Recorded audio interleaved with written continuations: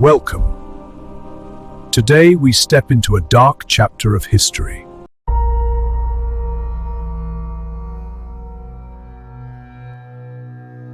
You were an infantryman in Napoleon's army, and this is your entire life. You wake up before the signal, not because you slept well, because the cold pushes you out of sleep before the drum does. Your greatcoat is wet at the edges, your boots are beside you, but the leather is stiff as wood. Under you is not a bed, only dirty straw mixed with earth, ash, and lice. Inside the barn, it smells of wet wool, smoke, rotten leather, diarrhea, and the heavy sweat of men who have been marching too long. Someone is coughing by the wall. Someone is groaning in his sleep. Someone is whispering a prayer. You open your eyes, and the first thing you feel is not pride, not glory, only pain in your legs, and the fear that today you will have to walk again. You were not born for war. None of you were born for war. You came into the world in a poor village where bread was counted by slices, not loaves. The house was low, warm only near the stove, cold everywhere else. The walls were dark with soot. The floor was dirt. In summer, the place smelled of manure and sour cabbage soup. In winter, it smelled of smoke, damp wool, and hunger. Your mother's hands were always red and swollen from washing in cold water. Your father's back bent early. You grew up with a shovel, mud, pig squeals, and talk of taxes nobody understood but everybody feared. You learn early that poverty does not shout, it presses down in silence. You are not beaten every day, you were just fed too little. There is always work. You watch animals, carry wood, scrape dung, freeze in a thin shirt, and wear the same shoes until they let water in. As a child, you think adults are always tired because they are old. Later, you understand it is not age, it is life. In your house, people do not talk much about the future. The future is for people with land, money, or family name. You have only today. If there is soup today, then today is not the worst day. You grow fast because poor boys are not allowed to grow slowly. As a teenager, you already know how to plow, mend a fence, pull your belt tighter when you are hungry, and stay quiet when the grown men talk. Sometimes soldiers pass along the road. At first, you do not see death in them. You see better cloth than yours, stronger boots than yours, and the walk of men who seem to belong to something bigger than a field. They look like part of a larger world. That is the first lie you accept on your own. When men come to your district with papers, drums, and speeches, they speak loudly and beautifully about the emperor, about glory, about France, about eagles, about honor, about how a peasant can become a man with a musket instead of a back bent over someone else's land. They do not talk about rotting feet inside wet boots. They do not talk about cut legs stacked like firewood. They know a boy like you is not dreaming of victory, he is dreaming of escape, so they give escape a proud name. You do not become a soldier in one day. First, they take you, then they shave you, then they put you in line, then they teach you to hold a musket that feels longer and heavier than any tool should feel in a man's hands. They do not teach you to think fast. They teach you to move the same way as everyone else. Left, right, shoulder arms, ground arms, step, halt, turn, load. You are not a soldier yet. You are raw material. They train your body to obey before your mind has time to panic. The sergeant shouts as if he wants to burn every soft thought out of your skull. You understand something simple. They are not raising men here. They are remaking them. The barracks smell like penned animals. Sweat, leather, wet wool, rotten straw, bad coal smoke, boot grease, unwashed feet. Lice move from one man to the next like an order passing down the line. At first, the air makes you sick. Then you stop noticing it. That is when the army truly gets inside you, when filth stops feeling like filth, when you can eat next to a man who has vomited, sleep next to someone coughing all night, joke with a man whose feet are full of sores and whose fingernails are packed with dirt and pus. The uniform fits badly. The coat is heavy when wet and useless when the cold gets serious. The pack cuts into your shoulders. The cartridge box bangs against your thigh. The shako looks almost fine at first, then becomes just more weight on your head. The musket stains your hands with soot, oil, and old powder. But when you stand in line with the others, you feel something strange for the first time. Alone, you nearly disappear, and there is relief in that. When you are part of the line, you do not have to be yourself anymore. You only have to hold. Your daily life becomes simple in the worst way. March, halt, clean the weapon, fix a strap, count the biscuits, find water, find wood, find a place to shit without complete shame, then march again. You learn Europe through mud, not maps. Italian mud sticks, German mud drags, Polish mud turns into gray glue that wants to pull your boots off. Spanish dust gets into your teeth. Russian roads stop being roads the moment rain or frost decides otherwise. That is how the continent enters your body, through your feet. You soon understand that the army eats men slower than bullets do, but more surely. Feet swell, blisters rise on the heels, then the skin comes off. Socks, if you still have any, are almost always wet. At night, the boots come off with pain. In the morning, they go back on with worse pain, like pushing your feet into wooden boxes. You keep moving because everyone else keeps moving, not because you are strong. If you fall, someone will either drag you up with a curse or leave you where you dropped. No one spends long choosing between those two things. Food is not dinner, it is a problem to solve. Bread is hard as old board. Meat, when there is any, smells more of salt and thyme than of flesh. Soup is thin. Sometimes something gray floats in it and you do not ask what it is. Sometimes you cut green grain from fields where men marched yesterday. Sometimes you boil a horse that pulled a gun in the morning and was lying dead by evening. You learn quickly not to be picky. Hunger cures taste faster than anything else. Drinking is its own battle. Clean water is rarely where you need it. You drink from ditches, from puddles, from rivers below the camp. You drink fast even when you know tomorrow your guts may fold you in half. Dysentery does not arrive like grand tragedy. It arrives like a turn in a line. First, one man keeps running behind bushes, then another. Soon half the company is squatting pale and sweating with their trousers down, angry and ashamed, while the stink hangs over camp so thick even the horses seem bothered by it. Men do not only die screaming on a field, many die quietly in their own filth. You stop counting lice because there are too many. They live in the collar, in the shirt seams, in your hair, in your blanket, in the straw, in you. At night, you crush them with your nail and hear the dry little snap, and a minute later you find more. Some men joke about it, some stop joking. Your skin itches all the time. Your neck is scratched raw. Under your arms it is hot and sticky. Between your legs it is rubbed sore. Sometimes you do not dream of home. You dream of a bath, clean water, a dry shirt, one full day without scratching yourself bloody. The first big event comes not with music, but with tight air. The night before battle, everyone talks a little lower than usual. One man sharpens his bayonet too carefully. Another asks someone else to write a crooked letter home because he cannot write properly himself. Someone crosses himself again and again. You clean your musket until your hands ache, as if bright metal could keep death away. In the morning, the drum does not sound proud. It sounds wet and dull. The field ahead is already gray with smoke before the first volleys. You see the enemy line as a dark band, and then you understand it. Now men are going to march and kill other men in formation, as if this were just another trade. When the firing begins, the order of the world breaks apart. A volley does not feel heroic. It feels like a punch to the air and to your chest at the same time. Powder smoke cuts your throat and turns the world white-gray and flat. You barely see the enemy, but you hear the whistle, the cracks, the screams, the heavy sound of a ball striking flesh, like wet cloth thrown against a wall.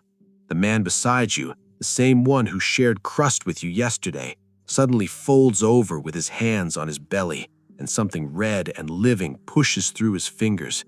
He cries for his mother, and you cannot help him. You load again. The line does not wait. Bayonet work is a different truth. Musket fire still leaves distance, smoke, chance. A bayonet takes all that away. You see the face of the man in front of you, his mouth, his eyes, steam from his breath, mud on his sleeve. You drive iron into a body that 1 second before was just as frightened as yours. The thrust does not go in clean. Flesh resists, then it gives. Then you have to pull the blade back out. That is harder than you ever imagined. Much harder. After the first battle, you do not feel victory. You feel shaking. Your hands tremble so badly you can barely raise your flask. Your mouth tastes like powder and bile. Your legs feel soft. Your ears ring. The field around you looks less like glory and more like a slaughter yard. Men lie in twisted shapes. One has no leg. One has no face. One is still alive and begging to be finished. Horses scream like they are crying. The ground is ripped open by shot, boots, blood, and intestines. You stand in the middle of it and understand something final. Even if you survive the war, you will never become the old version of yourself again. Temporary survival comes in the form of habit. After a few campaigns, you know how to dry boots by a fire without burning the leather, how to wrap your feet, how to hide a piece of bread from your own comrades, how to choose a place near warmth, but not too near the men who cough blood, how to read an officer's face and guess whether the march ahead will be long or simply murderous. You do not become braver, you become more useful, and those are not the same thing, and the army values the second one more. Sometimes a small success comes. You are not killed in a battle where many are. You get an extra piece of meat after taking a supply store. You find a dry barn instead of an open field in the rain. You still have all your fingers. A few coins jingle in your pocket, not from pay, but from barter, theft, or luck. You write home and say things are well, not because they are well, because otherwise the letter has no point. What would you tell your mother? That the great campaigns smell like shit, wet wool, and fear? She already knows enough about hard living. You pass through cities that do not belong to you, and villages that will be smoke by the next day. Sometimes people watch you with fear, sometimes with hate. Sometimes they hide food. Sometimes women look at your column as if it is not made of men, but of hunger with boots. And they are right. An army is always hungry. If the wagons fall behind, if supplies fail, if officers decide the land will feed the troops, then you will eat what belongs to others. Other people's chickens, other people's potatoes, other people's hay for your horses. And if the owner resists, a musket butt can settle the matter. The glory of empire often looks like an empty barn. Then the decline begins. Not all at once. First it is small. You cough longer than usual. The old bayonet wound in your forearm aches whenever the weather turns wet, as if the metal is still inside. Your knees crack. Your back hurts under the pack. One tooth loosens. Your stomach twists even after decent food. Sleep breaks into pieces. Sometimes it is the drum in your head. Sometimes the memory of volleys. Sometimes the face of the man you stabbed comes back too clear. You are alive, but something inside you is already damaged and not going to mend. The marches are worst of all. They are not dramatic, so people talk less about them, but the marches wear an army down to the bone. Hour after hour, day after day, through rain, dust, snow, mud, over roads that stop being roads. Straps cut into your shoulders. The musket drags on your hand. Your stomach is empty. Your mouth tastes bitter. A man starts to fall behind. The sergeant screams. He speeds up, then drops back again, then falls. Sometimes someone hauls him up. Sometimes nobody does. Infantry loses men not only in front of cannon, it loses them behind the column too. The Russian campaign breaks many things at once. First, the distances fool you, then the heat, then the dust, then the smoke from burning towns, then the empty villages, then the silence of fields where nothing can be found. You were told about the great blow, the final victory, the end. Instead, you march deeper into a land that seems to refuse to fight in the way you understand. It keeps pulling back, leaving ash behind. You enter places with walls but no food, houses but no life. That begins to frighten you more than battle. When the cold comes, it does not feel like the winters you knew before. It does not bite, it takes. First feeling from your fingers, then the wish to talk, then the ability to think straight. Your boots grow stiff, the skin on your heels splits open, nails go dark. In the morning, some men do not wake up simply because they froze beside you in the night. At first, you shake sleeping comrades by habit, curse at them, kick their boots. Then you realize some of them are not sleeping anymore, and you move on, because in that kind of cold, standing beside the dead too long means joining them. The retreat turns men into shadows, faces gray, beards full of ice, lips split and bleeding. One man has no cap, another no gloves, another has no boots at all and walks on rags that soon freeze into hard lumps around his feet. Horses fall and become food at once. Men cut meat from still warm bodies with shaking hands. Some stuff pieces under their coats. Some chew it raw because there is no time and no fuel for a fire. The smell of frozen air mixes with blood, smoke, and weakness. You are no longer a soldier in a great army. You are an animal trying not to drop where you stand. At the river crossings comes the real hell. Crowding, screaming, icy water, wagons, wounded men, officers still trying to shout orders, guns that cannot be saved, men crushing each other because they fear the bridge will fail before their turn comes. You do not see the emperor, you do not see eagles, you see only backs, elbows, and faces made wild by cold and panic.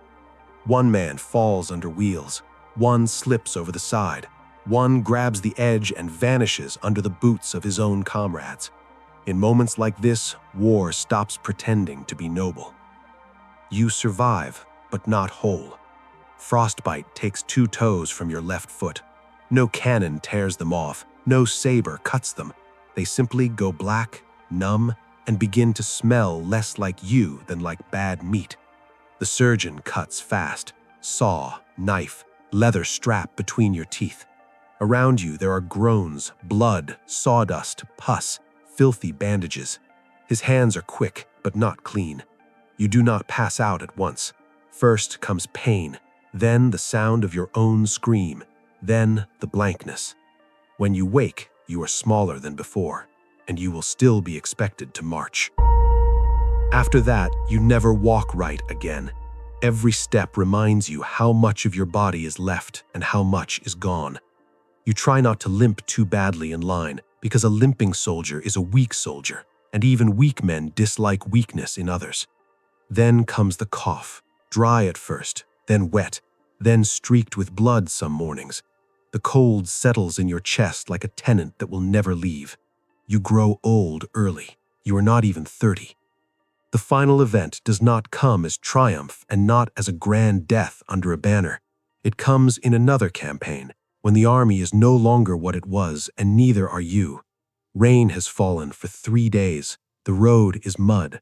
The company is thin like a mouth with missing teeth. Men save breath and speak little. Ahead is a village that must be taken.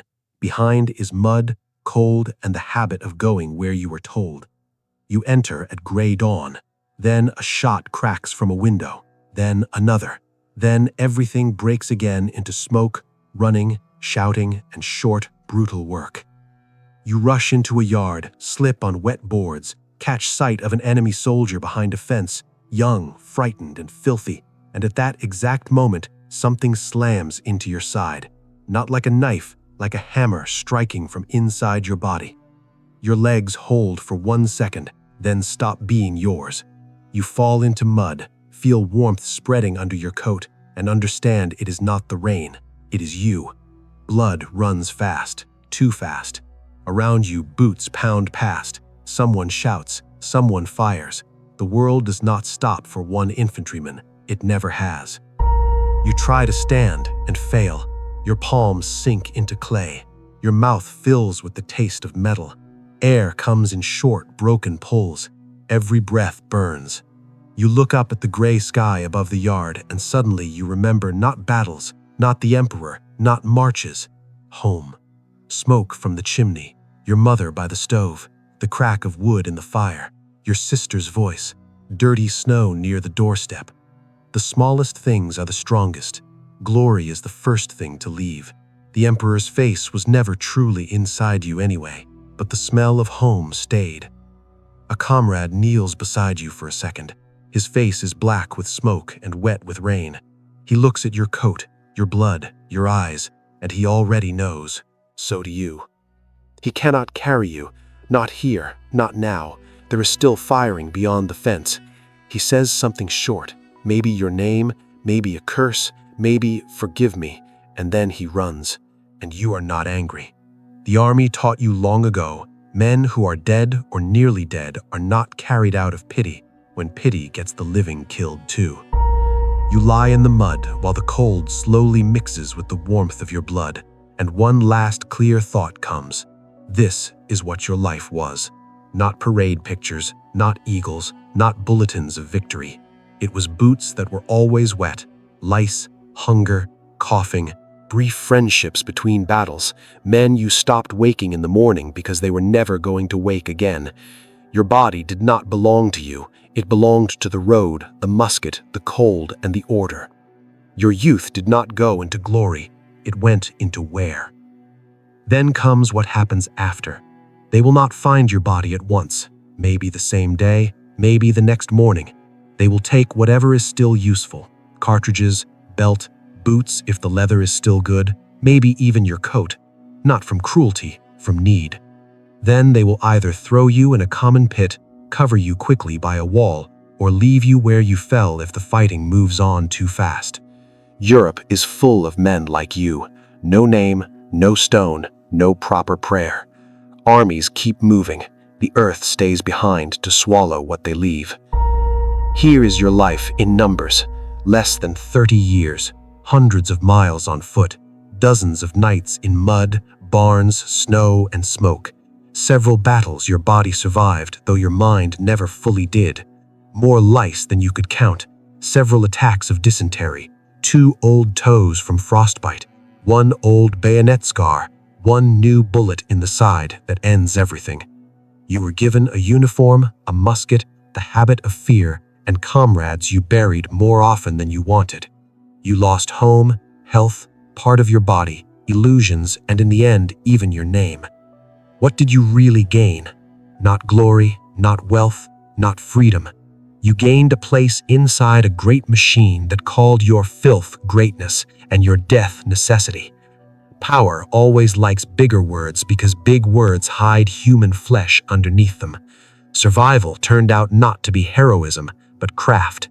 Dry your boots, hide your bread, do not drink too fast, do not fall asleep in the cold, do not look too long at the face of the man you killed. You wanted to leave a poor village. This is the price of the road. You wanted to become part of great history. This is what it smells like. Wet wool, powder, blood, dysentery, frozen feet. And if after this life you still think wars are won only by generals and emperors, then look down again at the ground. That is where the man who truly paid for it is always lying. If you want more dark history, watch the next video.